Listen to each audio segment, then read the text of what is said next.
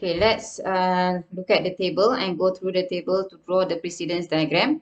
So we will start with task A, followed by task B, C, and so on until task I. We will follow the task name from according to its alphabet.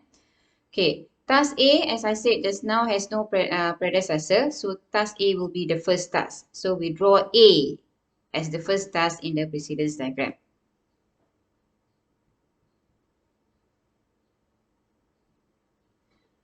So we draw the task A with its task time up here. Okay. The moment we draw task name, the task name when we draw A here, it means that A has been completed. A ni dah pun disiapkan. Okay, now we move on to the next task, that is B. B, the predecessor is A. Okay, so it means that A is the task before B. So A ni mestilah menjadi task yang dibuat sebelum B. So B should come after A. So right after A will be your B.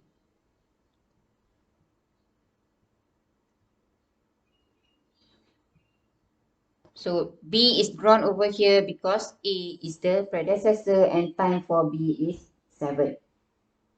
The next task is C. C, the predecessor is B. So your B is over here. So it means that right after B will be task C.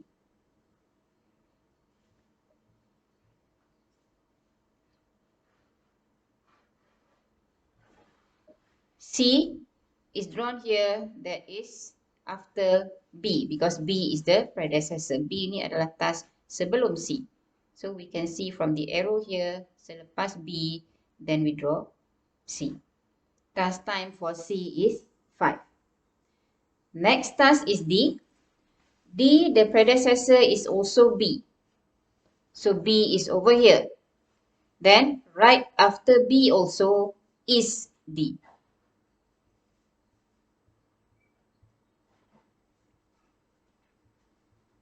Time for D is 7.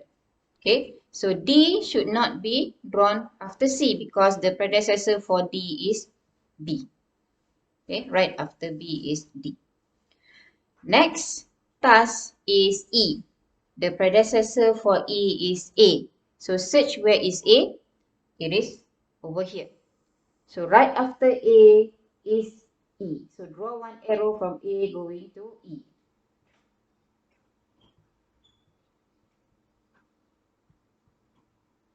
Time for E is 12. Next is task F. Task F, the predecessors are C and D. So this task is a bit different because it has two predecessors. Okay, predecessors can be 1, 2, 3, 4. It is up to the question.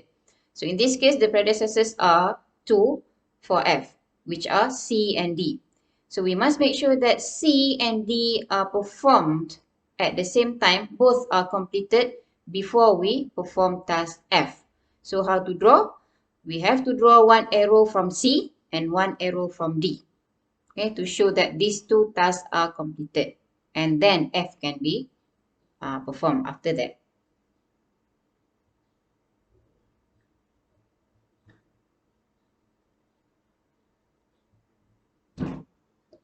Okay, you can see from here, F, the predecessors for F are C and also D.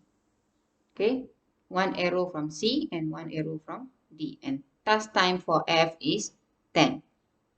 Okay, the next task is G. G, the predecessor is F. So search where is F. F is over here. So right after F is task G.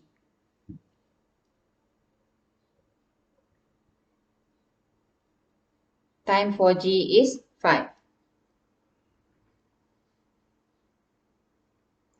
Okay, next task is H. The predecessor is E. So search where is E. E is over here. So right after E is H.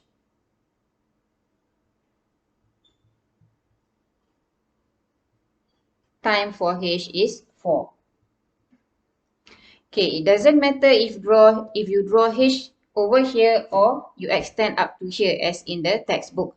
Okay, as long as H comes from the right predecessor, that is E. You must make sure that your arrow comes from the right predecessor. And the last task is I. The predecessors are G and H. So G and H must be completed. Both must be completed.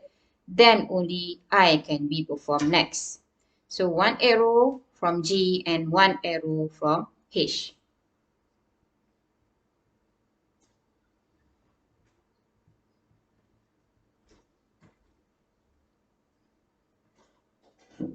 So I is over here, which comes after G and also after H, because these two are the predecessors for I. Time for I is 6 minutes. So this is a complete precedence diagram. Okay, so as I said, you can see the sequence from this precedence diagram. So let's see the sequence of operation.